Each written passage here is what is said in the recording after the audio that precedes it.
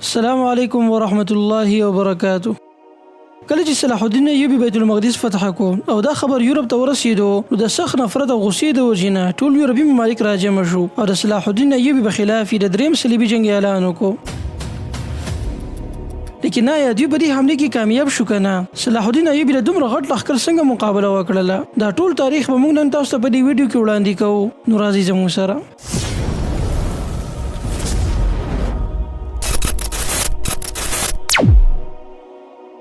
په 1179 کې صلاح الدین ایوبي خپل سلطنت حدود فراخ کړل. عراق، شام، مصر، یمن، لیبیا او دین علاوه نور ډېرې علاقې د ایوبي سلطنت په کنټرول کې داخل شوې.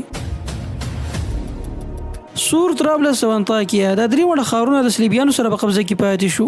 بیت المقدس فتح کولو نه بعد صلاح الدین ایوبي صلح وکړله د صلیبیانو سره او په دې سره صلیبیان د بیت المقدس نه وشړلی شو. د دې معاهدې نه بعد ټول صلیبیان د سور په قلعه کې راجمع شو تر دې چې د دوی تعداد 50,000 ته ورسېدو. د دوی مشر یو الماني سړی و د کونوراد په نوم باندې. په دغه وخت کې صلاح الدین ایوبي لوزنیان د قید نه آزاد کو. هغه لوزنیان کوم چې د حیتین په جنګ کې نیولی شوی و. صلاح الدین ایوبي له ده نه دا وعده واخیستله چې دوباره به په مقابله کې نه راوځي، لیکن لوزنیان دا وعده ماته کړله. کله چې لوزنیان د سور علاقې ته راورسېدو نو ټول صلیبیان خپل ماتحت کړل او په عکا باندې د حملې کولو اراده وکړله. دې وخت کې د کونوراد او لوزنیان په منځ کې اختلافات پیدا شو، لیکن بالاخره دوی خپل اختلافات ختم کړل او په عکا باندې حمله وکړله. کله چې دوی عکا ته راغلل نو مسلمانانو د دوی سره سخته مقابله وکړله او دوی ته شکست ورکو. کله چې صلاح الدین ایوبي بیت المقدس فتح کو نو د دې فتح خبر په ټول یورپ کې خور شو. یورپ والو د پاره دا خبر ډیر لوی مصیبت و. د ډیر سخت غصې د وجې نه دوی خپل اختلافات یو طرف ته کړل، مختلفو علاقو ته خطونه ولېږل، ډیر تعداد کې فوج تیار کو او په بیت المقدس باندې د دوباره قبضې کولو لپاره ور روان شو. او د دې سره سره په یورپ کې موجود پوپ جرجي وسامین د یورپ بادشاهانو د خطونه ولېږل او هغوی ته د دریم صلیبي جنګ لپاره دعوت ورکو. د یورپ بادشاهانو دې دعوت ته لبیک وي. د ټولو نه اول د المانیا نه یو غټ لښکر را روان شو د فریدریک بارباروسا په قیادت کې. د فرانسه بادشاه فیلیپ اغوستوس او د انجلترا بادشاه ریچارډ د یورپ نه درې غټې لښکرې راووتلې او د بیت المقدس په طرف باندې ور روان شو. د دوی تعداد څومره و دې باره کې اختلاف دی.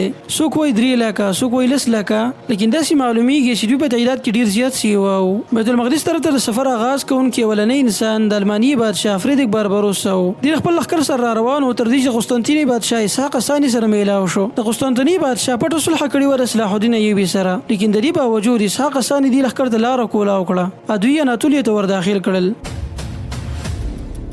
دوی چې کله په اناتولیه کې ډیر سفر وکړو نو دوی سره خوراک ختم شو. بل طرف ته ترکیانو په دوی باندې حملې شروع کړې. زی په زی به ترک خلک دوی ته پټ ناسو او چې کله به ته موقع میلاوېده نو په دوی باندې به حملې کولې او سامانونه به یې تښتول. د داسې حملو د وجې نه په دوی کې ډېره کمزوري پیدا شوه، لیکن بیا هم دوی خپل سفر جاري وساتو تر دې چې دوی د انطاکیه ښار ته راورسېدل. دلته دوی په یو نهر باندې اوړېدل او په دغه وخت کې د دوی بادشاه فریدریک بارباروسا د خپل اس نه وغورځېدو او په دریاب کې غرق شو. د دې واقعې نه بعد د دې لښکر اکثره حصه دوباره یورپ ته واپس لاړه. په دوی کې صرف 15,000 کسان په کامیابۍ سره د شام علاقې ته راورسېدل او دا لښکر چې په کوم مقصد باندې د خپل ملک نه راوتلی و هغه دوی ته حاصل نه شو. په دغه وخت کې د فرانسه او انجلترا د دواړو بادشاهان عکا ته راورسېدل. دې ځای کې ټول صلیبیان راجمع شو او د عکا نه یې محاصره واچوله.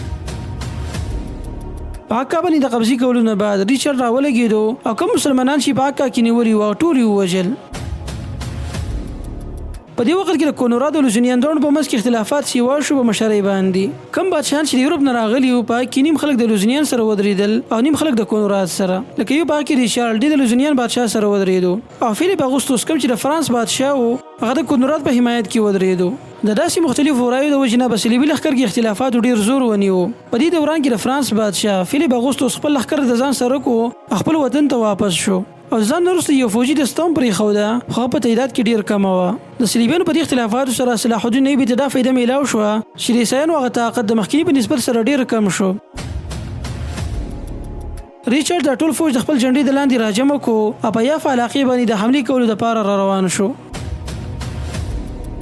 په لاره کې د صلاح الدین ایوبي فوجیانو په ده باندې حملې هم وکړلې، لیکن صلیبي فوج په تعداد کې ډېر سیوا و.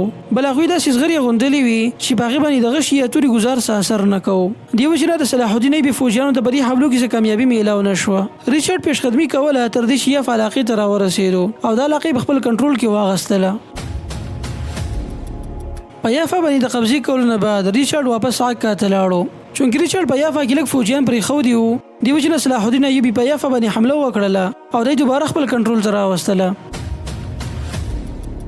کله چې ریچارډ ته پته ولګېده نو هغه ډېر زیات غوسه شو او په یافا باندې د دوباره حملې کولو دپاره را روان شو. کله چې صلاح الدین ایوبي ته د ریچارډ د راتګ پته ولګېده نو هغه خپل فوج د دې علاقې نه راویستو او دی خالی پرېښوده. خو له دې نه مخکې صلاح الدین ایوبي د یافا علاقه او د دې سره خوب شو چې څومره هم کلي وو دا ټول یې وران کړل او دې ځین ته اور واچوه.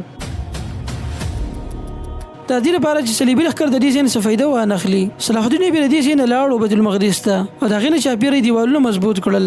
صلاح الدین ایوبي ته دا پته ولګېده چې اوس به ریچارډ خامخا حمله کوي په بیت المقدس باندې. دې وجې نه صلاح الدین ایوبي په خپل دفاعي نظام باندې کار شروع کو او دی ښه مضبوط کو.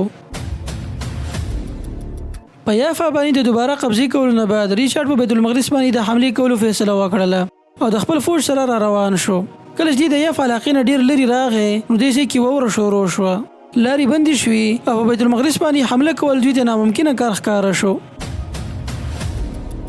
کله چې حالات ډېر خراب شو نو ریچارډ خط ولېږو کونراد ته او هغه نه د مدد مطالبه وکړله. خو بل طرف ته کونراد د مدد کولو نه صفا انکار وکړو او د هغې وجه دا وه چې ریچارډ د ده بادشاهي نه تسلیموله بلکې د ده په ځای د دوزینیاني بادشاه ګڼو. د دې انکار د وجې نه د صلیبیانو په خپل منځ کې جنګ و جدل شروع شو. بالاخر ریچارډ ته پته ولګېده چې داسې اختلافاتو باوجود په بیت المقدس باندې حمله کول ممکن نه دي. دې وجې نه د ده حوصله وغورځېده. بل طرف ته ریچارډ ته خبر راغی چې ستا ورور بغاوت کړی دی ستا په خلاف او تخې په خپله قبضه کې اخیستی دی. خپلې بادشاهۍ د بچ کولو دپاره په ریچارډ باندې خپل ملک ته دوباره واپسي لازمي وه. دې وجې نه ریچارډ صلاح الدین ایوبي نه د صلح مطالبه وکړله. صلاح الدین ایوبي ورسره په دې شرایطو باندې صلح وکړله چې بیت المقدس به د مسلمانانو سره وي او عیسایانو ته به ازادي وي. هغوی چې کله مو غواړي نو بیت المقدس ته راتلی شي خو اسلحه به د ځان سره نه راوړي. په قدس به صرف د مسلمانانو حق وي او اسقلان به هم د مسلمانانو په کنټرول کې وي. چونکې ریچارډ ډېر مجبور و دې وجې نه هغه په دې شرایطو باندې اتفاق وکړو او خپل ملک ته نامراده واپس شو. ریچارډ چې د ټول یورپ د عیسایانو سره کوم وعده کړې وه په کوم مقصد باندې راوتلی و دوی په هغه مقصد کې ناکامه شو. تاریخ به همیشه په دې ګواه وي چې صلاح الدین ایوبي د لږ وسایلو باوجود څنګه د یو لوی صلیبي لښکر مقابله وکړله. د ریچارډ په واپسۍ باندې دریم صلیبي جنګ خپل اختتام ته ورسېدو او په دې کې صلاح الدین ایوبي ته ښکاره فتحه میلاو شوې وه. صلاح الدین ایوبي ډېر زیات ستړی شوی و او د 20 کالو پورې مسلسل جنګونه کړي د صلیبیانو سره. دریم صلیبي جنګ نه څو ورځې بعد صلاح الدین ایوبي بیمار شو او دا بیماري ورو ورو سیوا کېده تر دې چې د فروری په میاشت 1193 کې صلاح الدین ایوبي د 55 کالو په عمر کې وفات شو. صلاح الدین ایوبي یو نیک انسان و، ساده ژوند به یې تېره و. د وفات نه بعد چې کله د ده مال جیداد وکتلی شو نو هغه 47 درهمه او 1 دینار و. صلاح الدین ایوبي د ځان نه وروسته غټ عمارتونه او بنګلې نه وي پرېښودي بلکې د ځان نه وروسته یو داسې منظم فوج پرېښودی و چې هغوی د بیت المقدس د حفاظت دپاره هر قسم مشکلاتو ته تیار و. نن هغه بیت المقدس دی، هغه زاړه دیوالونه دي، هغه زوړ عمارت دی، لیکن خو شو اوسېدونکي خلکو کې نه صلاح الدین ایوبي شته او نه د صلاح الدین ایوبي فوجیان. الله سبحانه وتعالی دې رحم وکړي په صلاح الدین ایوبي باندې او د هغه په شان حکمرانان دې الله موږ ته رانصیب کړي. آمین.